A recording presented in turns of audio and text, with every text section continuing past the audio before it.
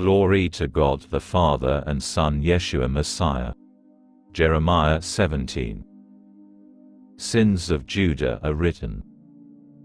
Yehuda's sin is written with an iron pen. With a diamond point it is engraved on the tablet of their hearts and on the horns of your altars. As they remember their children, so they remember their altars and their sacred poles by the green trees on the high hills. My mountain in the field, your wealth and all your treasures will be plundered, because of the sin of your high places throughout your territory. You will relinquish your hold on your heritage which I gave you. I will make you serve your enemies in a land you do not know. For you have kindled my fiery anger, and it will burn forever. Here is what Adonai says: a curse on the person who trusts in humans, who relies on merely human strength, whose heart turns away from Adonai.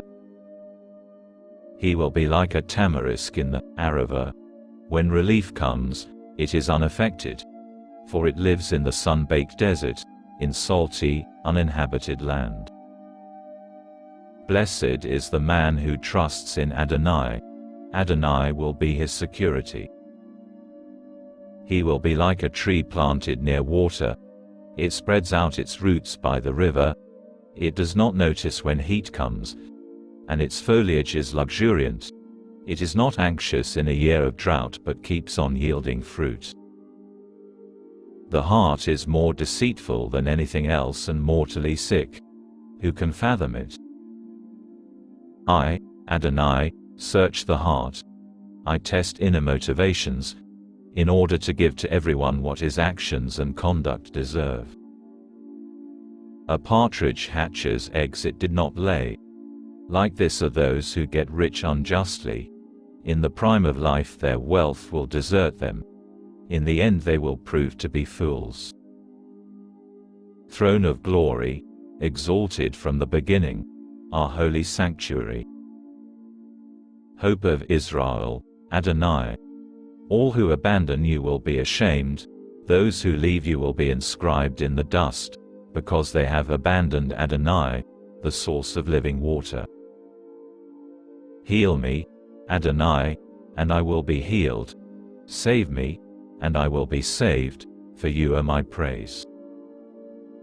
They keep asking me, where is the word of Adonai? Let it come now. As for me, I have not run away from being a shepherd who follows you. You know I didn't want this fatal day. What came from my lips has been clear to you. So do not be my ruin, you, my refuge on the day of disaster.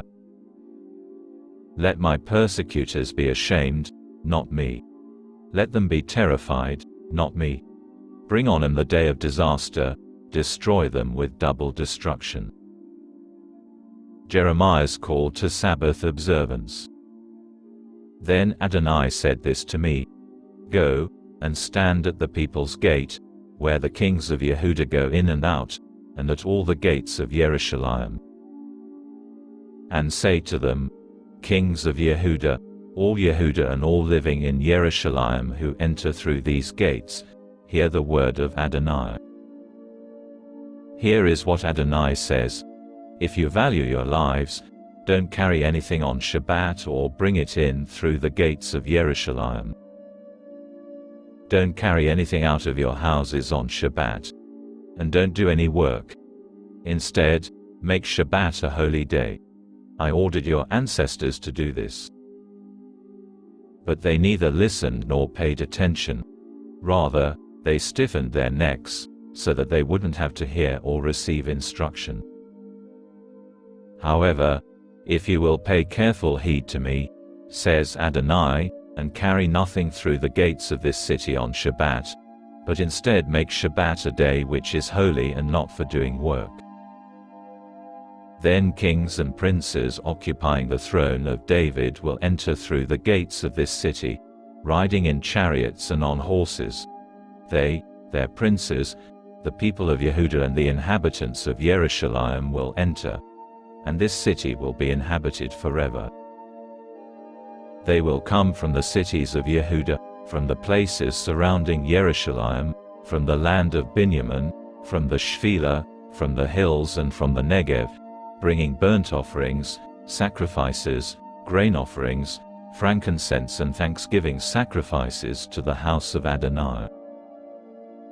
But if you will not obey me and make Shabbat a holy day and not carry loads through the gates of Jerusalem on Shabbat, then I will set its gates on fire. It will burn up the palaces of Jerusalem and not be quenched.